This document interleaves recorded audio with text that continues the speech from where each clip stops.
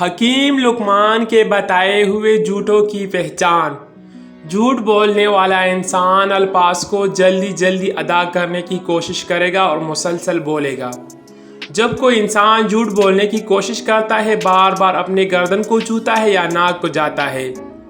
جب کوئی بندہ بات کرتے ہوئے منہ پر ہاتھ رکھے تو سمجھ جاؤ وہ جھوٹ بول رہا ہے۔ جب کوئی بندہ جھوٹ بولتا ہے تو وہ اپنے الفاظ کو استعمال کرنے میں غلطیاں زیادہ کر رہا ہوتا ہے۔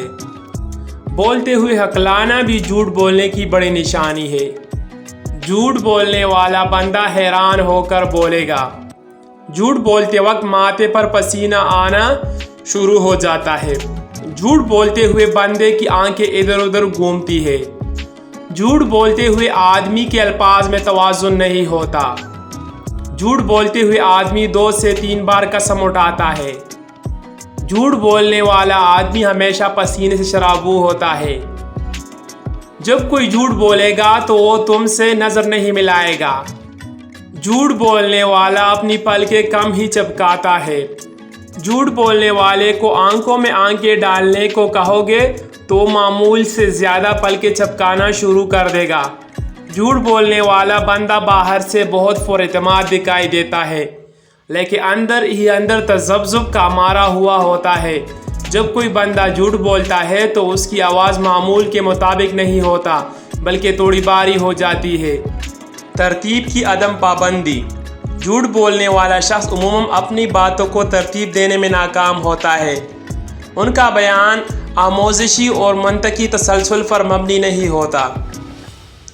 آنکھوں کی گھمنڈ۔ جھوٹ بولنے والا شخص عموماً آنکھوں میں چھپی گھمنڈ کا اظہار کرتا ہے۔ وہ آپ کو مطمئن کرنے کی کوشش کرے گا کہ وہ سچ بول رہا ہے، لیکن آنکھوں کی گھمنڈ آپ کو بہکا سکتی ہے۔ اطمینان کی کمی۔ جھوٹ بولنے والا شخص اکثر آپ کو مطمئن کرنے کی کوشش کرتا ہے کہ وہ سچ بول رہا ہے، لیکن آپ ان کی باتوں پر پورا یقین نہیں کر سکتے۔